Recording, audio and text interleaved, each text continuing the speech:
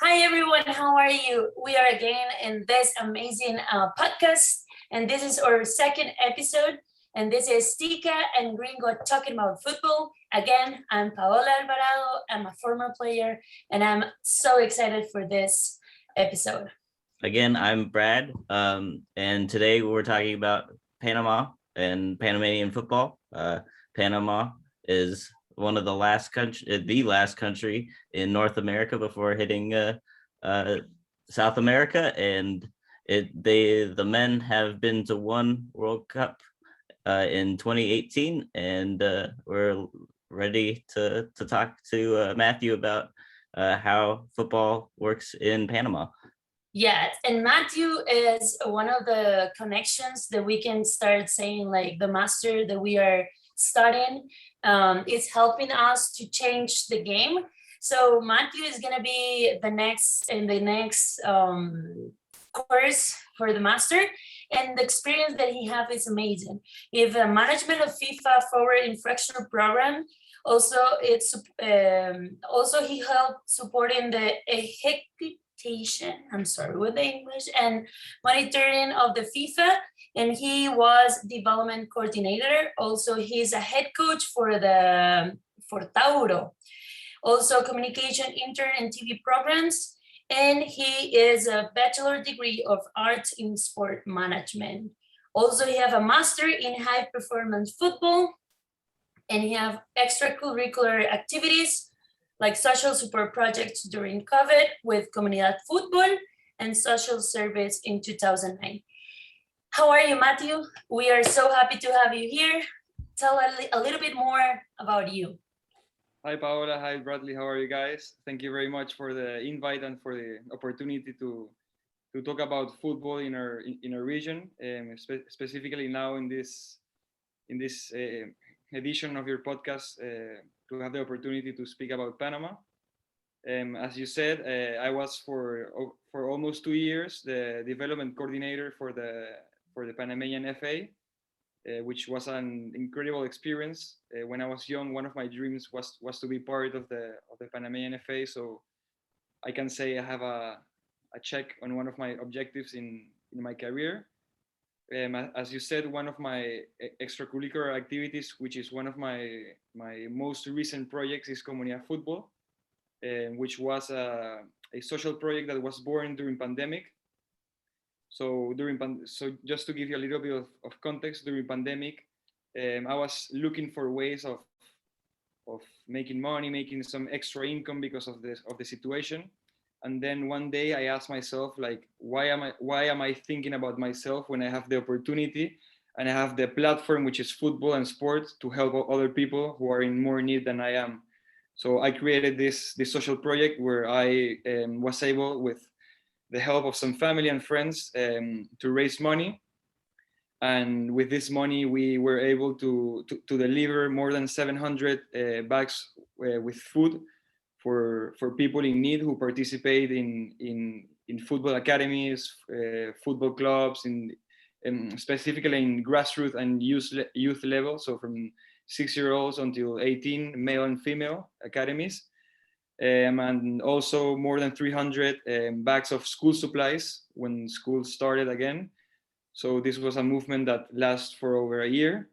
Now I'm moving from Panama for a while for the masters, as you said. So the project is on hold, but I'm excited for my return to make something bigger. So yes. As well as you said, sorry, I also was for 7 months before entering the FA. I was a football coach for a U13 club, professional club called Tauro, and this experience helped me a lot to see on the daily basis what does the youth and the grassroots level kids, either female and male, what are their daily basis, their daily obstacles on and off the pitch. So this helped me a lot towards my position as a development coordinator in the FA. Okay, that sounds amazing. And well, I'm gonna start first, and then I'm gonna give Bradley. I'm gonna take some good notes, and you say the opportunity to change, and I think we can connect very good with us, because one of the things that when I started studying in the FBA was, how can I change my environment? And I find Bradley, and he's like, we have to change this. And it's not only say it, it's do something for that. So you say, okay, I'm gonna start studying more or something like that. But what do you think you have to start working in Panama to get better with the game? What is the point that you said, okay, maybe we have to change the infrastructure, we have to change the I don't know, anything that you are thinking right now? What is that thing that you said, I have to help in this way? So right now in Panama, one of the biggest obstacles in the process of developing football is the lack of infrastructure. So just to put you in context, in the whole country, we only have one natural grass football pitch, which is we have 4 million people in the country, and we only have one natural grass football pitch. The rest are artificial grass. And also the lack of infrastructure is a challenge for the federation, because all the infrastructure the federation uses and the league uses is owned by the government, so it's not owned by the federation. So this means that the federation and the leagues are dependent on the government, and throughout the years, it has become some of a challenge, because of the lack of spaces, lack of time, lack of usage. You have four professional teams training in the same pitch, right? One after the other one. So this creates a lack of a professional environment for the players, for the staff, for the clubs. So yes, this is one of the biggest obstacles we have been experiencing here in Panama. So when you're looking at within the capital and then going out into different cities around the country, how does that impact youth development and youth participation? Because I guess when you're in the US, you always think of Panama as a baseball country instead of football. So how does that impact participation? Yeah, that impacts participation a lot, because the few infrastructure we have is concentrated in the main city, which has I can say the 45 to 50%, no, like 40% of the population from Panama lives in the city. So to give you an example, out of the 12 professional clubs we have in our league, so 8 to 9 are based in the city, and the rest are outside the city. And so, for example, Panama is divided in 10 provinces, but footballistically in 12. And the participation in the capital is way more than in the other provinces or districts, as you may call it, or states, as in the United States. So, for example, a kid from 6 years old to 12 years old in the city has way more minutes of practice of games than a kid outside the city. And this has been a challenge, and this has been one of the main objectives the new administration of the federation has, to increase participation all around the country. That it's very interesting that some of the same weakness or the same problems are in Central America, right? When you say one of the challenges increase the participation for outside the city, 2 weeks ago we have Diego for Costa Rica, and he said the same. Like, we are trying to figure out how bring that people, boys and girls, that is very important. And I have to say something, like the last 2 years or 1 year, I feel like Panama it's doing better. and maybe it's because they are thinking about that, like they already know, like maybe the talent is outside. Yeah. And but also it's interesting that you say like the minutes that the guys, the youth children's have are more than the other ones. So how do you think, I know like this is a process, right? But how do you think the people, the teams, the soccer players, the coach, all the community for soccer is taking this new change? You say the new federation or the new people who is in the federation is changing that. They are in, or they are like, okay, we're working on that, or maybe or that can be a case, no, we don't want to help, we want also work with the city. What do you think that change it's doing? In my case, I feel like Panama is doing very good, and I don't know, please let me know if I'm saying something bad, if is this a reason that Panama it's doing better?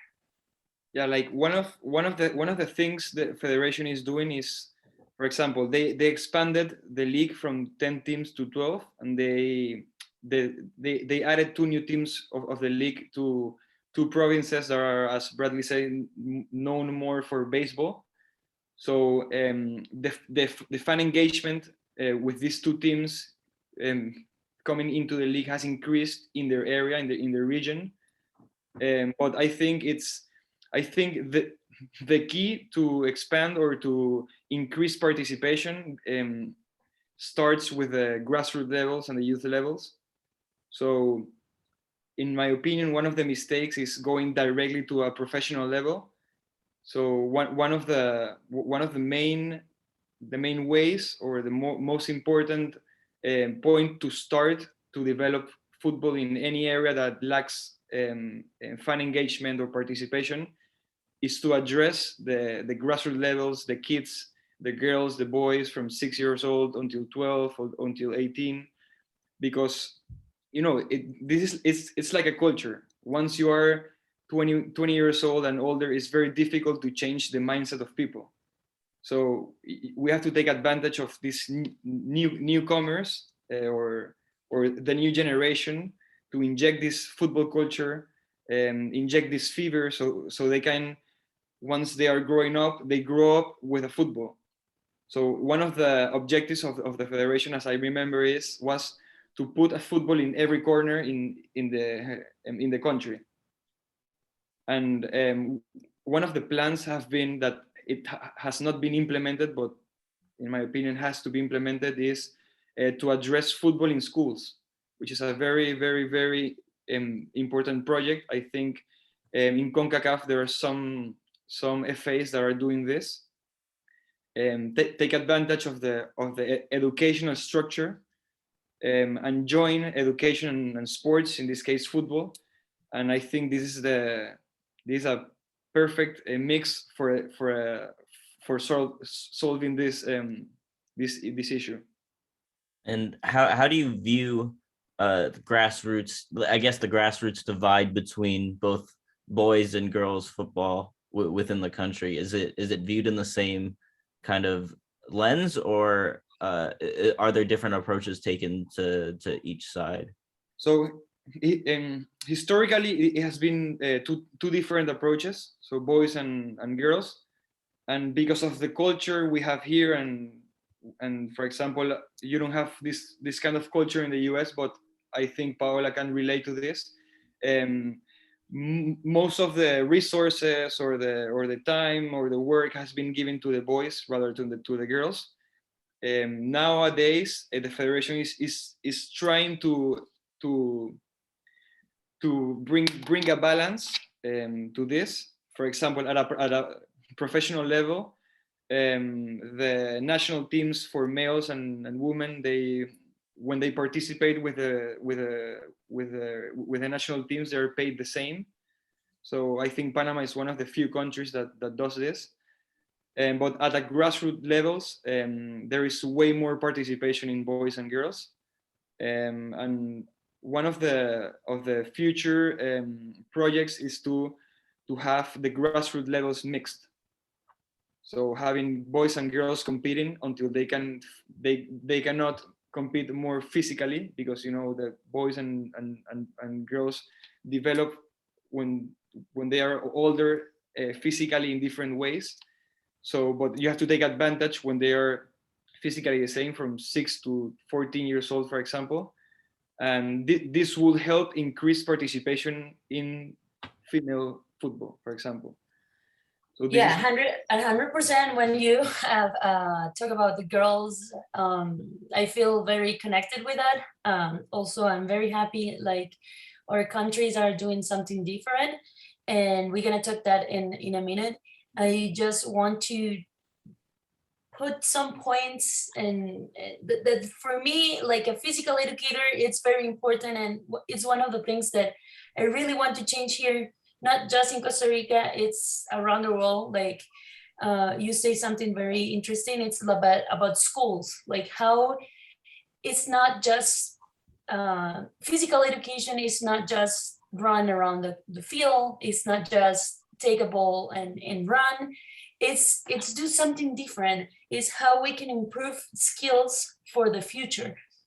Yeah. And I think more in Central America than United States, that is one of the difference that we have to put here in the table. It's like when you see a class in United States about physical education, it's like a real class. It's like skills, how you can jump, how you can walk, how you can run. And when you see classes here, it's like some of the teachers are very connected with that, and some of the teachers is like, you know what, the pay it's so bad that I'm not gonna do nothing. That's true. So it's very interesting that it's not just change the game, it's also change the way that we can teach that students to get better in the future. So it's not just the game that people think that we have to change. It's not only the 11 people who have to run around with the ball, it's the admin people, it's the schools, it's the college, it's high school, it's everything. So I'm very agree with that point that you said. And also the way that you say that people think that jump to professional level faster, it's the best thing, and it's not like that. One of the things that we really excited to talk with someone in Panama, it's about the Youth World Championship. We know that COVID changed something for Panama, and it's good for Costa Rica because the world champion is gonna be only it's gonna be only in Costa Rica. But we know that have a youth world champion for women's opened the doors a lot. So I think how it's taken this Panama, I know that it's not easy have a massive event in the middle of COVID, but can we start talking about this a little bit? Yes. Well, when I was in the federation, I got the opportunity to be part of the Panama LOC for the World Cup. So one of the things that Panama at a women's football level lost by losing the World Cup, it's one is the fan engagement, two is having a women's football FIFA tournament, international tournament in Panama would have been a great opportunity to engage all those young girls to participate more in football. Would have been a great opportunity to mix this with the women's football development strategy the federation has to increase participation. And also going back to the first point of this session, the infrastructure. So alongside with the World Cup, there was going to be the construction of more infrastructure, and this opportunity has passed away because Panama declined to host the World Cup. So to put you in a context, the national stadium was going to be remodeled or reconstructed somehow, and we were going to have 3 to 4 natural grass pitches new. So we were gonna go from having just one natural grass field to have 5 in the city. So this is an opportunity unfortunately we lost. Unfortunately, the opportunity came as well with a pandemic, so things got complicated. With there were priorities, for example, for the government to invest in health and in other stuff. So yes, and as I told you, because of being dependent on the government, one of those that is one of the main reasons we couldn't accept to host the World Cup. When you think of hosting any FIFA tournament, you always think of, again, as you were saying, a lot of infrastructure and not having that readily available. I mean, being able to build on during COVID is no small task. So it's very understandable. When, I guess, was all of the infrastructure planned within Panama City, or was it kind of all, were there opportunities kind of spread out to grow the game outside of the 40%? Okay, so at the beginning it was going to be one stadium in Panama and one stadium away from the city, but the second pitch away from the city didn't have an international airport close to the stadium, so that was not possible, because one of the requirements of FIFA is to have an international airport inside the 150 kilometers because of the traveling of the players.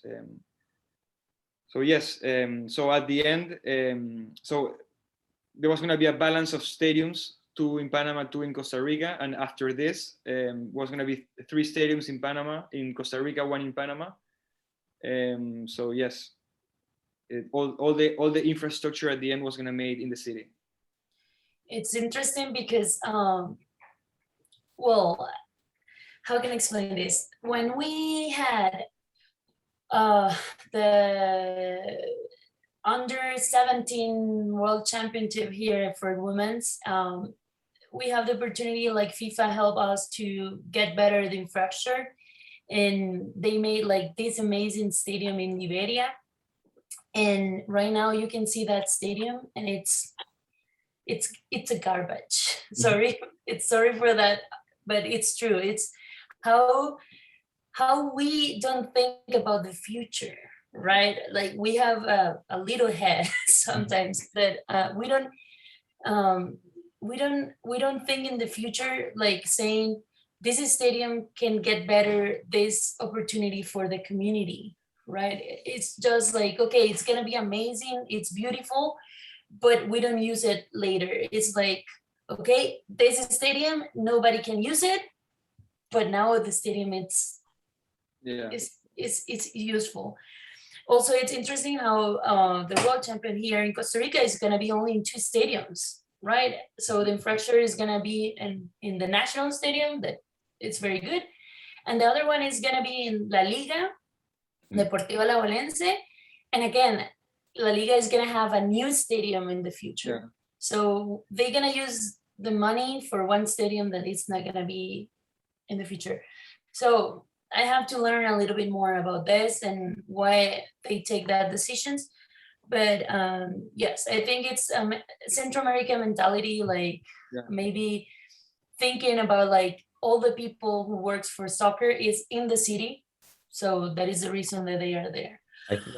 I don't want to be harsh on anyone, but like what happened to Panama and the World Cup is a result of the lack of vision and the lack of investing and from the past year. So it was very sad to have to say no because of the lack of infrastructure, but it is also like a kind of like a wake up call for everyone who is involved at the moment, that you have to plan for the future. You have to have long-term plans, not just short-term. And yeah, I want to add something for the infrastructure, that the federation is now waiting for a transfer of a land from the government to construct a high performance center. This is a statistic that is not you're not gonna you're gonna be really impressed, but Panama is one of the few countries, if not the only country in Central America, that doesn't have a high performance center. So the plan is to, if the transfer of the land is completed successfully, the plan is to have 7 natural grass pitches, a gym, dormitories, cafeteria, futsal arena, beach soccer fields. The other thing was meeting rooms. So and Matthew, that is one of the things that Diego talked to us in the first episode, that some of the money is gonna invest in that. We already have Proyecto Gol, but we're gonna invest for women's. Like, it's different, right? So it's very interesting, and I'm very happy about Panama. Like, they are thinking about that, because here in Costa Rica it was very slow, the process, because we have the land, and 5 years later we have the field, 5 years later we have a cafeteria. Yeah. Right? But it's interesting. It's built by stages. Yes. because of the not lack, but because of the lack of resources at the moment. You have to go, for example, Panama is investing all the FIFA Forward 2.0, which is a financial program from FIFA. Specifically, they give money to the federation specifically to invest in infrastructure. So obviously the building or the construction of a high performance center like Panama has planned is a higher cost than 2 million. They have to get other money from sponsorships, help from the government. But with the FIFA 2.0 money, they can begin the first stage, as you said. So it's going to be a long-term project. It's going to last, in my opinion, I think from 5 to 10 years to be completely finished. But that's how it is. And if you plan long-term, and if you put objectives from here to 10 years, and you're able to complete those objectives, then in 10 years you have a high performance, a first world high performance center, which is what a country like Panama and every country in Central America needs at the moment. When you think about having the infrastructure, I mean, having the infrastructure is amazing, and it's definitely, you can definitely see the impact that it has. I mean, here in the US, we obviously don't have a national stadium, but having the infrastructure of playable stadiums and performance areas around the country to bring the national teams around only builds the grassroots, because you're seeing your idols in person compared to just on TV. How did to kind of pivot a bit, but how did the success of 2018 getting into the World Cup for the first time in remarkable fashion, with I think it was Ramon Torres scoring the goal to get into the World Cup, how did that revitalize football within the country, both on the men's and women's side? Yeah, well, of course, at a culture or engagement way, it was huge for people, for kids, watching Panama playing a World Cup for the first time. It motivates kids, saying, if he can do this, I can do this. We're a World Cup country, which is amazing. But the thing here is that after the World Cup, we still have the same infrastructure. So in that way, things haven't changed. So at an emotional level, at a fan engagement, increasing participation, it has helped a lot.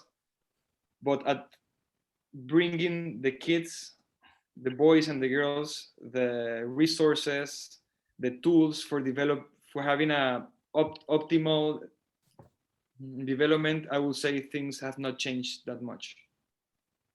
And for example, one of the things, in my opinion, is the most important, is having an educational system, and a good quality educational system for coaches at every level.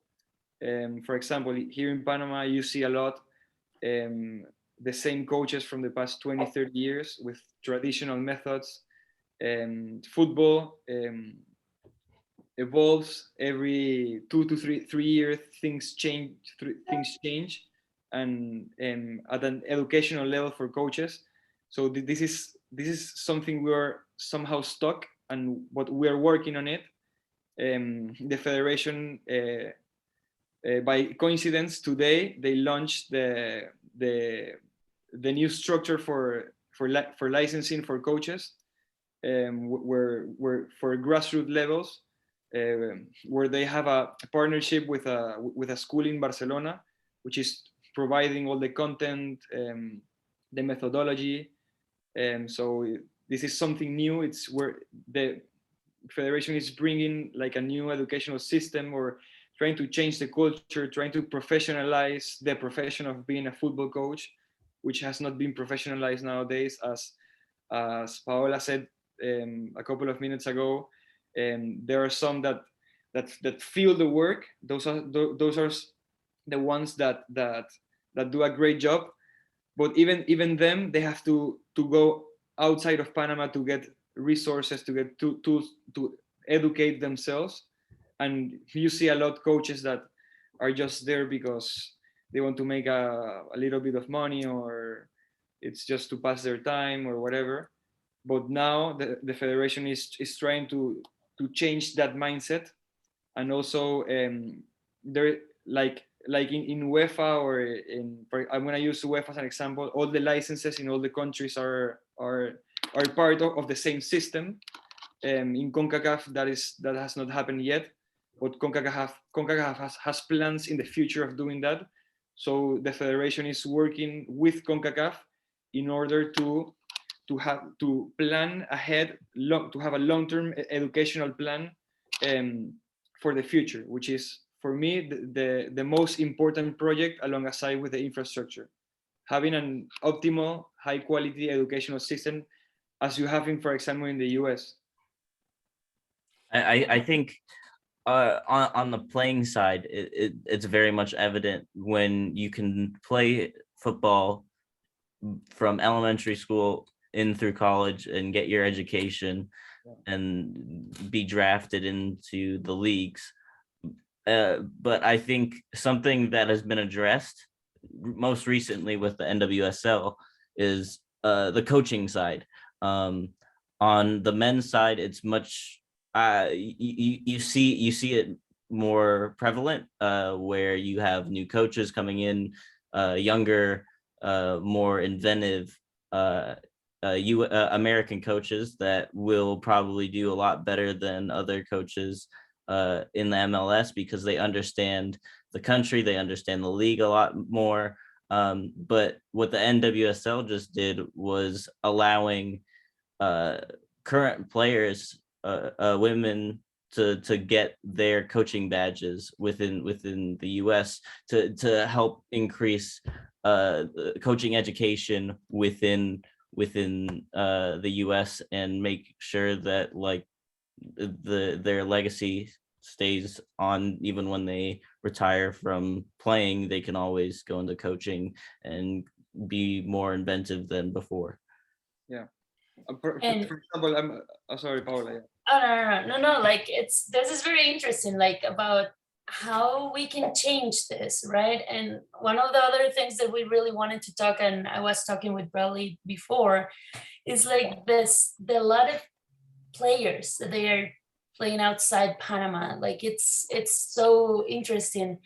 like in the case of the girls, that it's my passion, and I know like Bradley also is, it's very interesting about that. It's like 17 girls playing outside Panama, and they're playing, well, here in Costa Rica we have Kenya Rangel, Natalia Mills, Yeah. Juliet Gonzalez, Sandra Gonzalez, Claudia Durati, Nicolo Valdia, Hilary Macre, Yomira Pinzon. It's so good. And also we had a Marta Cox, like is one of the reference of Panama, and now it was the first girl that not foreign for Mexico to score a goal. So when I talk about this, and also it's the same for boys, right? Like they have a lot of people playing outside. Here, like passion for girls soccer in Costa Rica, I'm scared, right? Like, oh my God, Panama is doing good. What we are doing different? Watching Kenia Rangel in Alajuela, like this is amazing player. Watching Marta Cox playing in Mexico. And we have some good players, but I think Panama jump very good in this change. And one of the conversation that I had with Nicolo Aldia was like, we discovered like the league in Panama is not very good. It's not competitive. Yeah. So we decided to play outside. The first question is, how do you think about like the women's league in Panama is doing bad, and if they are working to get better? And the second one, what do you think about all these players that they are playing outside and it's helping for get better? And one of the dreams that I always hear is we want to go to the World Championship. And I think with this change that CONCACAF put yesterday, Costa Rica, Panama, Jamaica, it's having more opportunity to get that pass. Yes.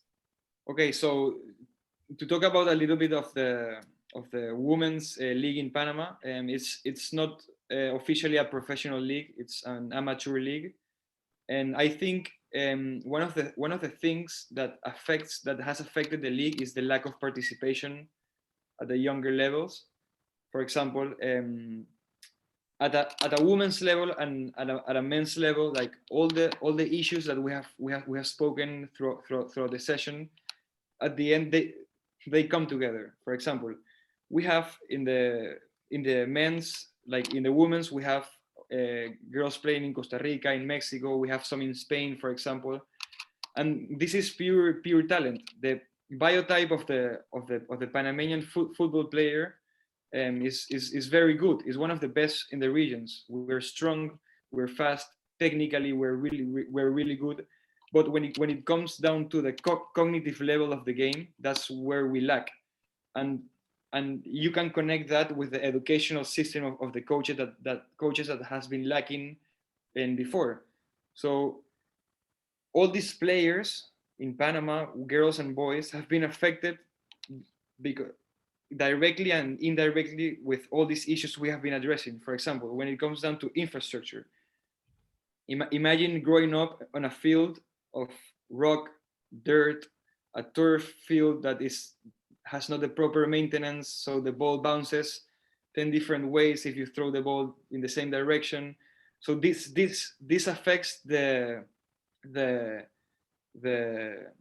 development of the girls and the boys at a young level, which is a consequence of not having a proper league or having sufficient women's players on a top level inside the country.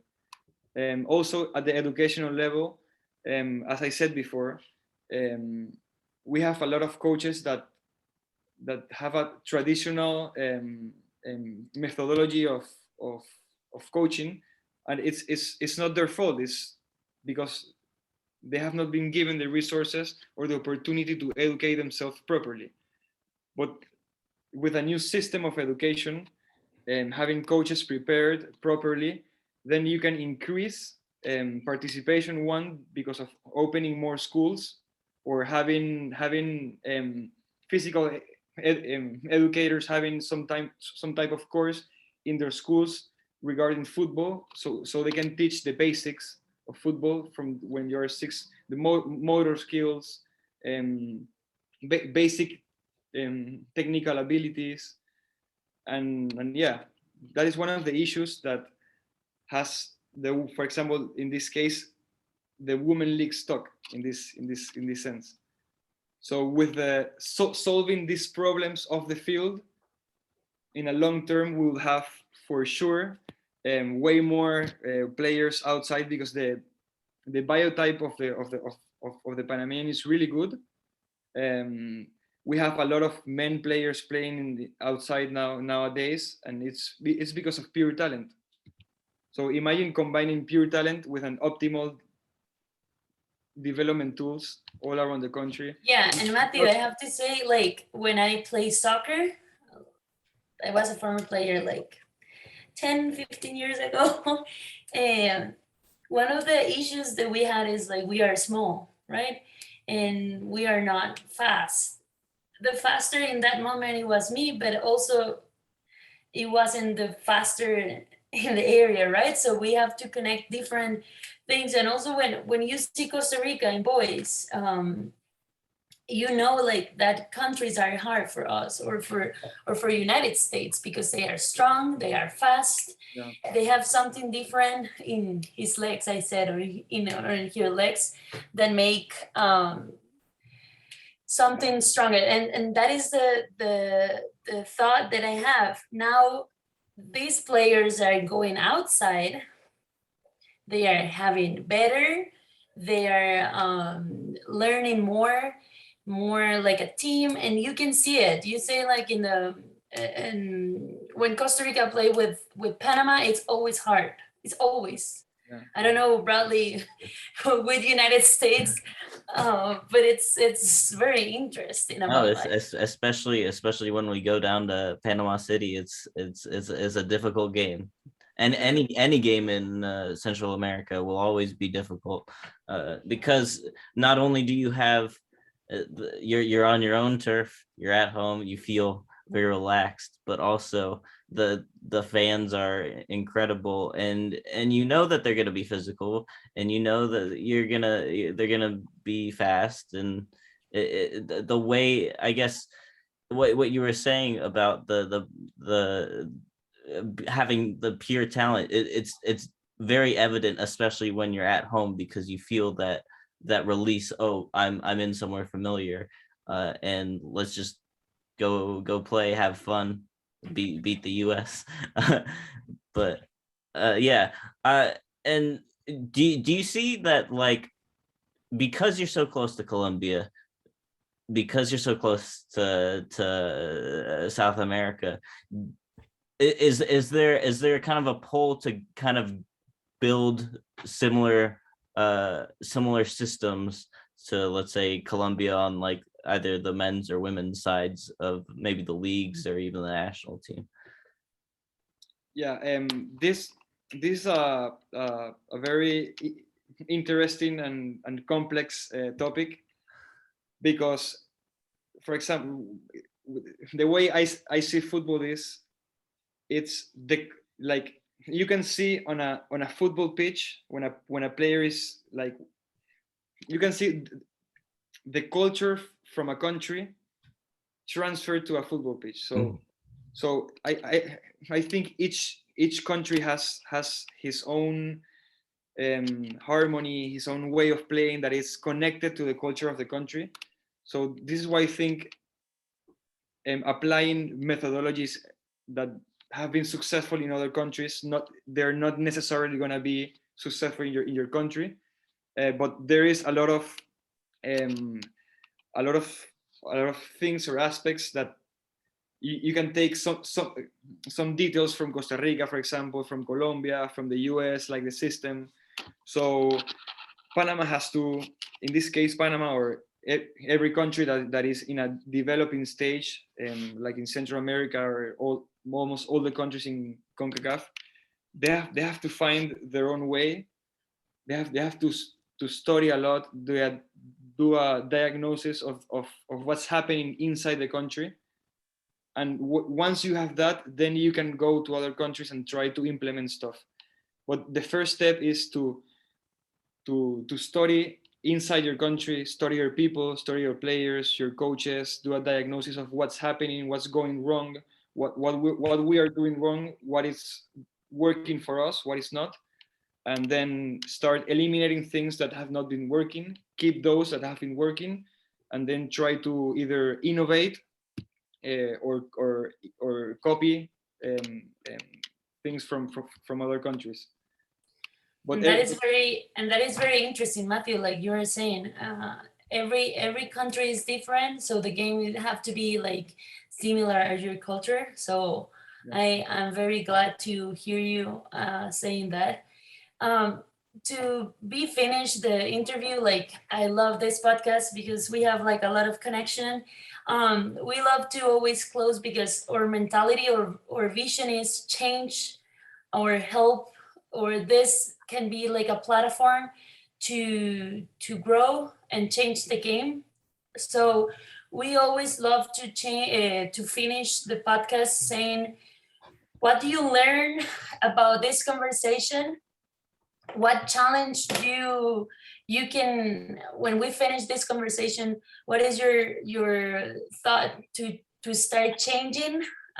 Because it's easy talk, but it's difficult start working on that. So we really want to always, when we finish a podcast, start doing something. And what was the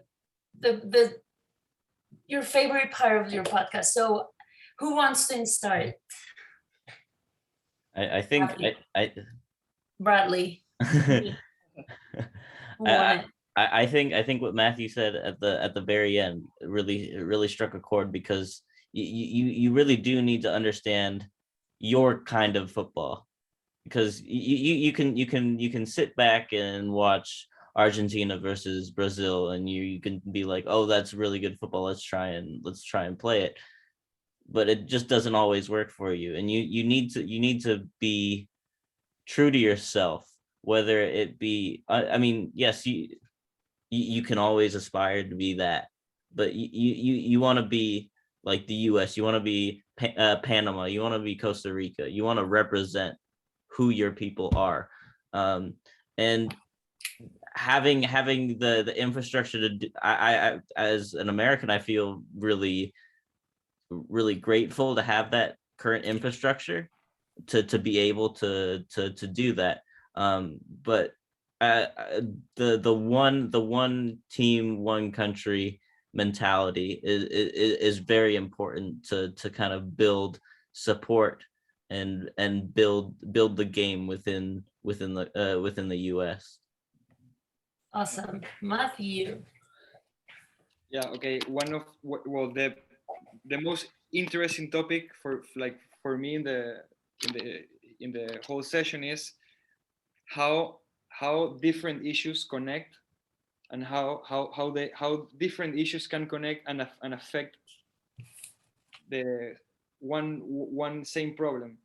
And it's for me, one of the obstacles everywhere is lack of long-term planification, as we have said many times here. So one of the things I would want to say to close is that in our region, in CONCACAF, like on the pitch, we are rivals. We compete at each other, but outside the pitch, the only way of getting better, of becoming first world countries in football, is at the end getting together, becoming one solid structure. Costa Rica will have things Panama needs. The US will have things Panama have.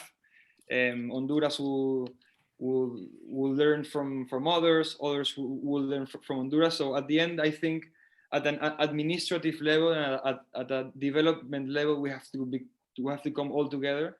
If you go to Europe, competitive wise, they are strong rivals, but at the end they are unified. Their confederation is really unified. All the licenses, they have all all these programs of exchanging.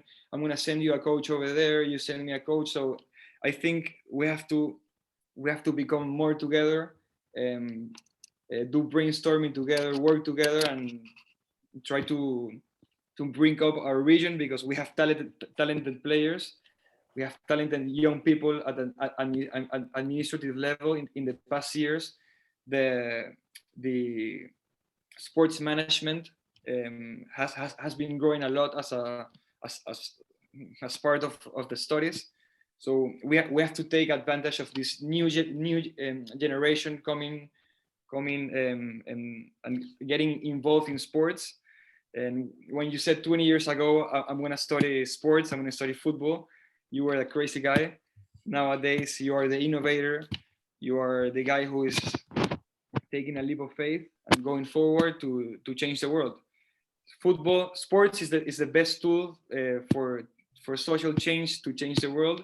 And football is the most beautiful sport and the biggest sport in the world. So we have a platform, and I think we have to take advantage of it and use it for good. And I love this clothes that you had, because make me feel like we are not alone, Bradley, right? Yeah. Because we always say, like, I love the fracture for United States, but maybe Bradley love the fans for Saprissa, right? Yeah. So that thing that you said, connect all the countries to get better in CONCACAF and get better in the game, make me feel so happy, because I know like a lot of young people wants to change this. So I'm gonna say that your speech, your last words were my favorite thing, and make me feel like when 20 years ago, I decided to play soccer and I decided to leave for sports, make me feel like it was a good decision. And one of the things that I really gonna keep working, and now I can say I'm not crazy, right? Because I was always said we have to put some improve in education. We have to do something like the kids make better skills. And now I know that I'm not crazy, because more people think about me. So I gonna really try to work in programs to get better in education. And how you say, Matthew, it's not just soccer, it's not just football, it's sports, and how sport connect all these people. I never imagined, never stay here talking from the camera, talking in English, talking about American person, Panama person, and I never imagined connect with people to talk about soccer or talk about football. And I never imagined like my speech is gonna be around the world. So that is my close, and really happy to talk about this. Bradley, as always, my teammate for the podcast. And Matthew, thank you so much for being here. I know like you're gonna start this amazing process that we already are in. And again, follow us in our platforms in Instagram, YouTube, Apple Podcasts, Spotify Podcasts, and share our podcast. That is our favorite thing to say, because every time that we're going to talk here, it's going to be a different topic. Thank you so much. I hope you like it, and see you the next time.